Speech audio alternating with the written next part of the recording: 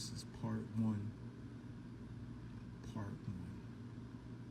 Tune in. This is crazy. This is like my testimony of basically every day I've been through. And we're going to start from the most dramatic point. Alright. Johnstown.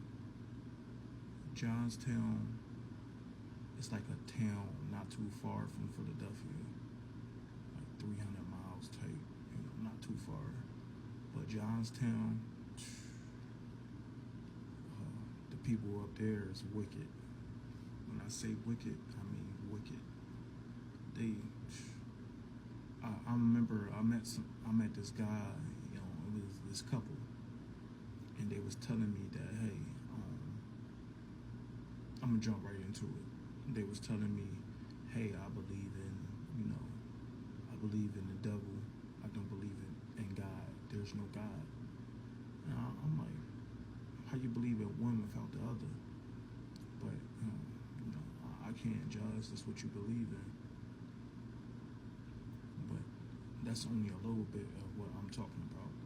Now let's talk about the Murphy Inn. The Murphy Inn is a motel out in Johnstown. Everybody should know. It comes up on the map. It's a real old hotel that been there for years. And those people that's in there, it's wicked. The things that go on in that hotel, y'all guys won't even believe me. But I met this couple who started talking about the Book of Enoch. And remind you, I just left Philadelphia. I just got up there, and they was telling me, I would say the second day I was there, came up to me and said, hey, you know about the Book of Enoch? Do you know who you are? And I looked at them and was like, this is crazy. Because I just left Philly from my friend that I knew for years. Out of one day, she was so like, this girl never went to church or nothing like that.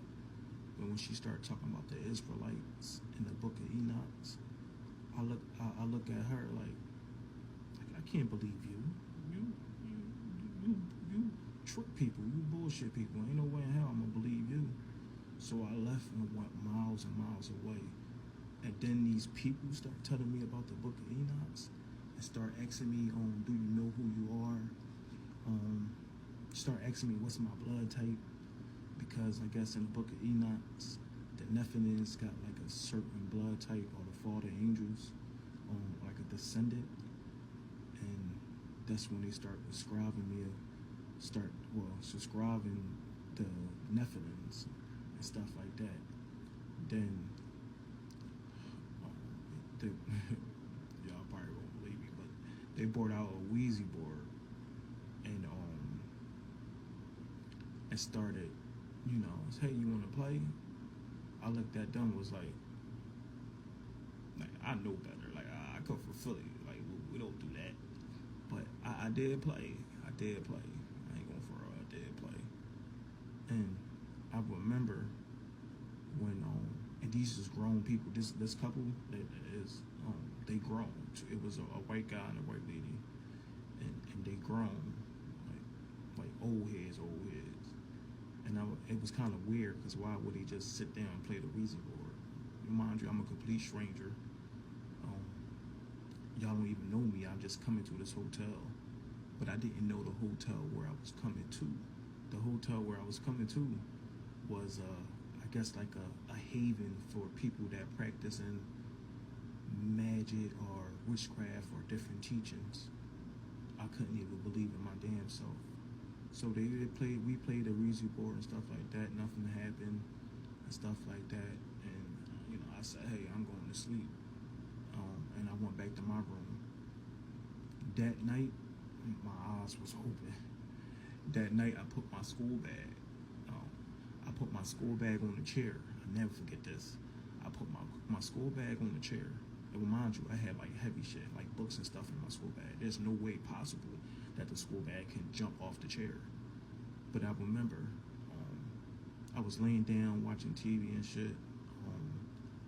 And then I remember this feeling, this intuition, like, yo, something here, something is watching me.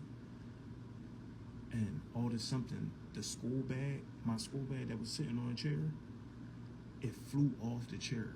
Boom. I looked up, was like, what's going on? My room door is locked.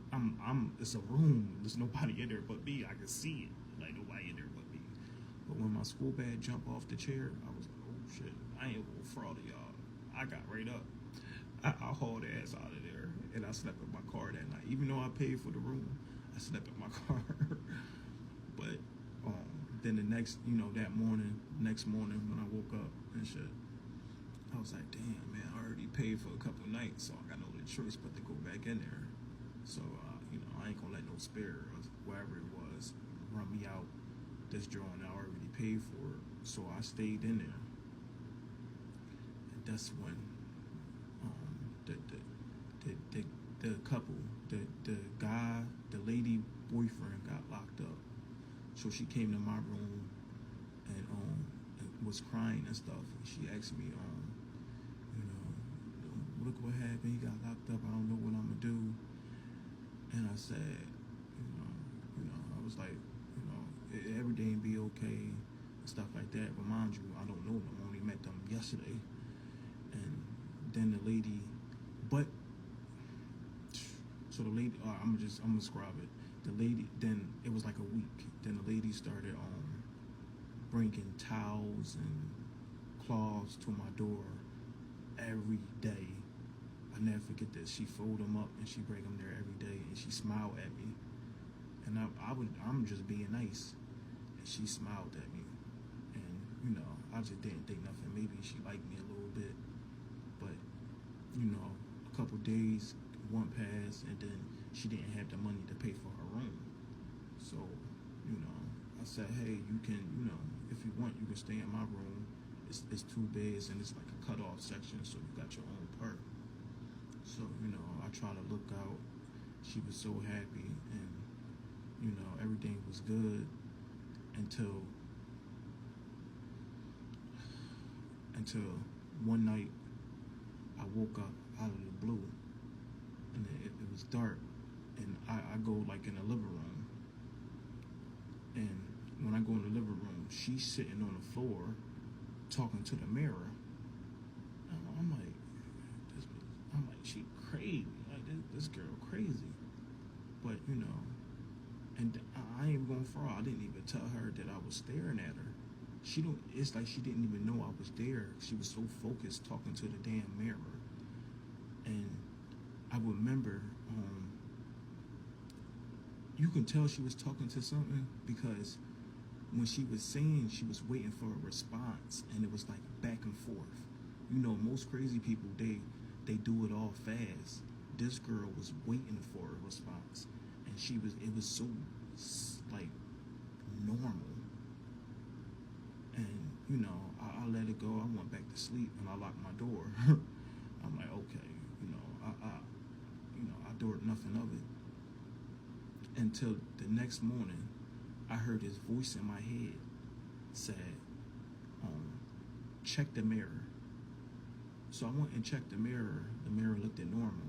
Something told me, lift the mirror up and look behind it. I lift the mirror up and look behind it. It was this Y symbol.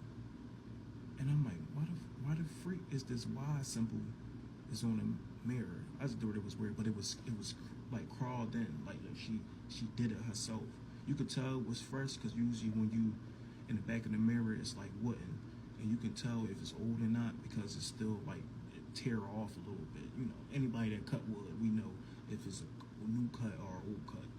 So and then something told me, look on the table. I look on the table, the Y symbol. I look on the walls, the Y symbol. I'm like, what the fuck is this? So I still let it go. I let it go until one time I had to ask her about it, and she told me, she said her boyfriend, the one that's locked up, his ex-girlfriend got into heavy witchcraft, and she died because they used to live with his mom, but she died in that basement that they used to stay in. And she said the person name, I'm not gonna say the person name because I don't want that shit over here, but she said the person name, and she said that spirit still, I don't know, hover around her or something like that. So I look, I'm still thinking like, yo, maybe this girl crazy, or or maybe I kept on being in denial, even though I saw my bad move, I saw the Y symbols, I saw her talking to herself. I still looked the other way. I was like, maybe I'm just tripping. So just to make sure I wasn't tripping, I stopped smoking. I stopped smoking every day. I was like, I gotta see this shit clearly with a clearer mindset. So, man, soon I stopped smoking and I was focused. I seen every single thing clear. Clear, man. Clear like y'all wouldn't even. Man. And I went and asked her. I said, what is this? Did you write this on my wall? And one thing I realized, she kept on going to the bathroom. She kept on going to the bathroom. And remind you, every time she go to the bathroom, something like that, the light flicker, something like that. And I'm like, all right, that's weird. Maybe it's her. So then I confronted her about it. When I said, do you know anything about what's happening? Do you know anything? Like, are you doing something here? Are you playing with any type of magic or something like that? She looked at me, her eyes changed. Man, when I tell y'all, and this is my first time going through this stuff. When she did that, her eyes changed. Man, I felt like a whole shiver. And you know what she said to me? She didn't answer my question. She just said, "You're not scared?" And I'm like, no, why would I be scared? And whatever she was doing that night when she was talking to that mirror, she was trying to summon something, or make something come through that mirror to come in there to get me. And I knew right there, like, yo, this shit crazy, something not right. But I knew that I was actually roommates with a witch, but not no regular witch, a witch that's probably like possessed or something. Because you gotta think about it, when you play with all these spells, you open up doors and you allow other stuff to come inside you. So now you're no longer thinking for yourself. You think that's what you're thinking, but for real, something is using you because you allow it to use you. And you know how they keep you stuck? They keep you stuck on drugs. And you only want the drugs because of the pain. You try to numb that pain, that all the stuff you've been through. You can go through rape, you can go through family who don't want you, you feel like you're by yourself. You can go through so much pain that you turn to these type of drugs. And that's really from the devil, I'm telling you. Because when you on that drugs, it numb you and it takes your mind away. And as long as your mind is away, you leave something else to take control of your vessel. And I knew right there, oh, something not right. Something not right. So I told her straight up, I said, yeah, you gotta go. And when I told her she gotta go, she did. She ran out, and stuff like that. And then it was like a couple days later, it come her banging on my door. The voice, it sounded like it wasn't her, like somebody else at the door. I went open my door. She was banging at the door. Hey, let me in. I need to talk to you. Let me in. I need to talk to you. And I'm like, no, I don't want to talk. But I knew better. My intuition told me, don't open that fucking door. That's when she said out her mouth, she said, all right, just open the door a little bit. I just need to see your face. I just need to see your face. And that's when I said no. And that's when the whole voice changed again. And I knew right there, so I turned on my music. But mind you, I can't even believe this. I was not playing with it, but I was really in the mix with people that's actually doing this stuff. But I remember, and then when she was, because I could still hear her at the door, and she said, you think you're powerful? You think you powerful? I got somebody for you. I got somebody for you. Well, mind you, I don't even know what you're talking about. I don't do no magic. I don't even know that I even hold magic. But when she left, then I was in a room by myself. It was like I was in like a dark place. When I say, man, it was stuff moving in my room, shadows just walking back and forth.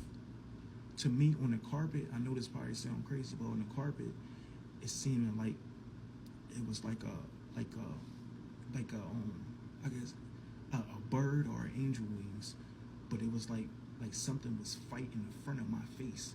My ancestors or my angels was fighting these demons in front of my face, while I was just stuck in a loop, in a mindset. Oh man, I still feel that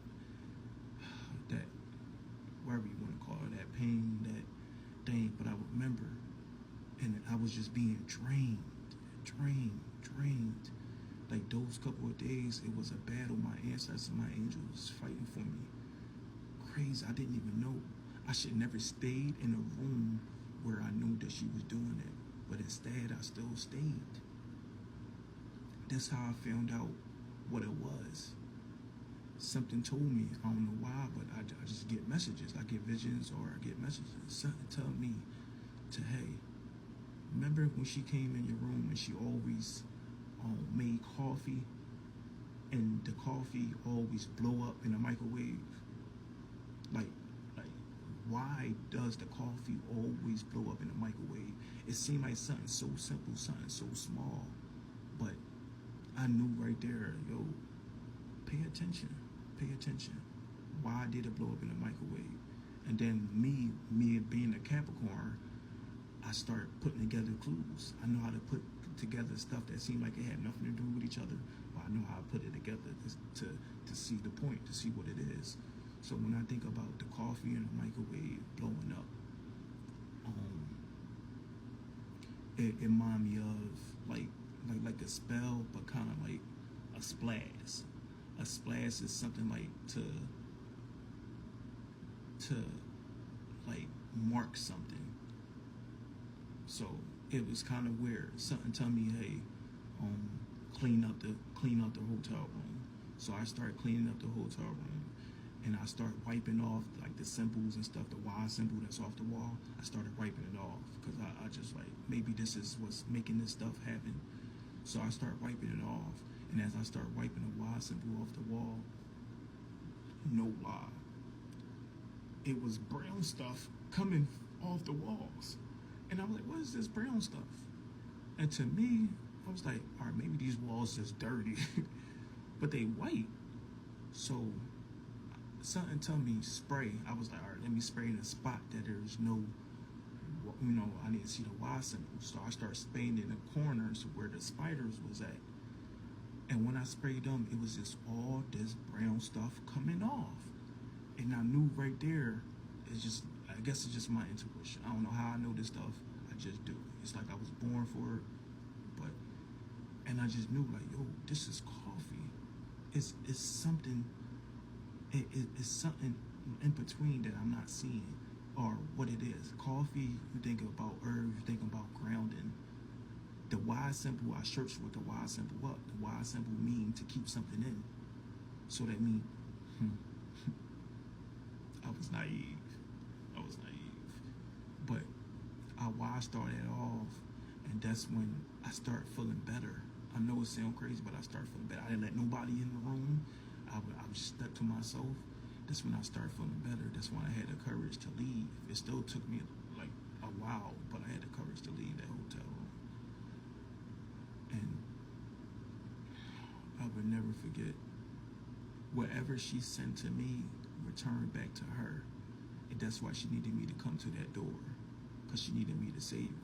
See, the messed up part about it, these people is sending stuff to me, or they doing black magic or witchcraft, but they still need me to come over there to help, and they still need your light to help them with something that they done did to you. Man, it's deeper.